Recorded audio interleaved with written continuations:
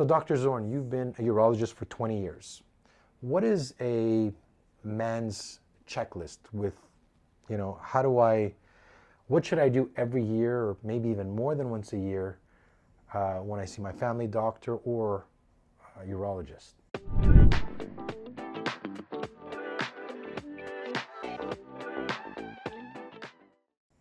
Yeah, certainly there are certain elements that you want to be looking at.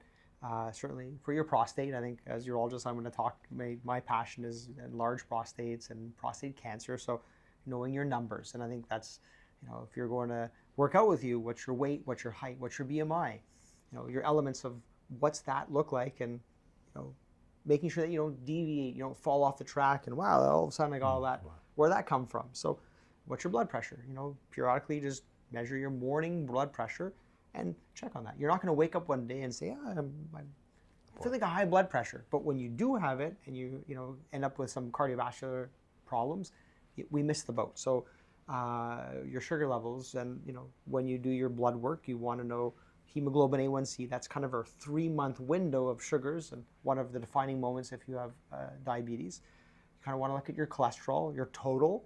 Anything above 5 is considered high, and looking at the bad cholesterol. So going back to Mark Moyad, the LDL indirectly is what's been shown to be the culprit of artery disease and early heart attack, what have you. So knowing those numbers, and certainly your testosterone if you can, if you're interested in those elements of strength and musculation, well-being. Vitamin D, I think you can check your vitamin D3 levels, and I think I've routinely picked them up and hey, look, you're really low, and if I can get in there earlier and prevent bone loss, because once you lose it, we can give Prolia and all these injections, but you kind of want to get and maintain your bone density, because it's a downward spiral from that point on. So knowing your numbers, I think a lot of things is, we check our portfolios, we look at our bank, how we're doing. So all this is normally done with a blood test, just some regular routine checks. And then just get involved, knowing your numbers, knowing what are the things that are important,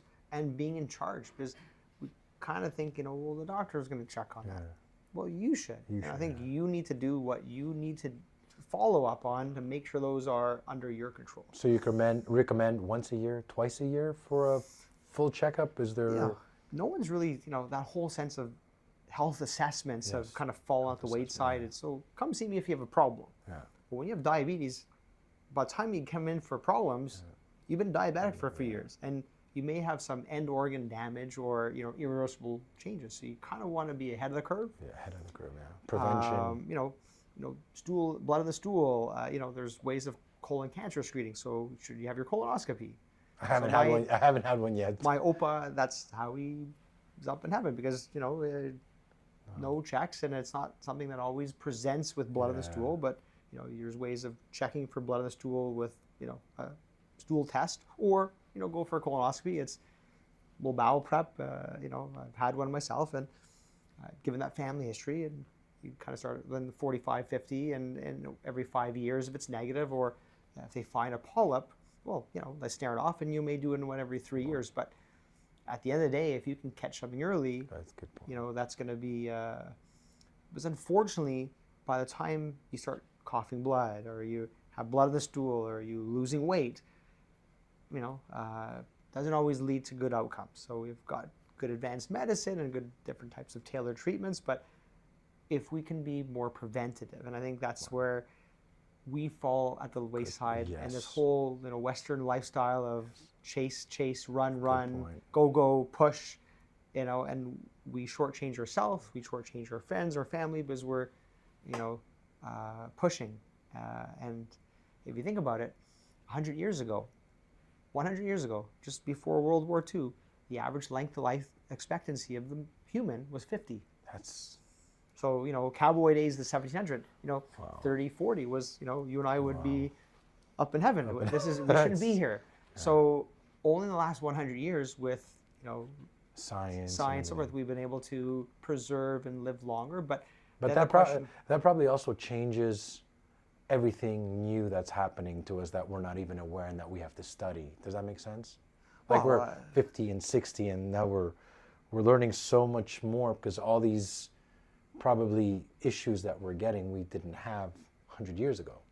Well, we Fair didn't to know. say? Exactly. Well, I think like with the enlarged prostate, most people, if you die at 50, well, don't have the time to develop a large prostate. Good point. You know, sure, there were a few that had it, but again, we're not seeing the same size prostate I see now. And with it, I see a lot of 80-year-old men who are traveling and, you know, they're active, and there's that bandwidth of that biological age we're talking about. So that's where, you know, I see some men who are, you know, happily active sexually and who are, you know, exercising, and they're like, you know, the most mysterious man, the Dos Equis, that beer commercial, I can't remember what it's called, the most fascinating man, you know, I don't know which one it is. it's that white hair, white beard. I have to look it up, but there's that the most mysterious or the most help me out, guys. You know what I'm talking about? Good. Dos Equis, I think it's called. Dos Equis.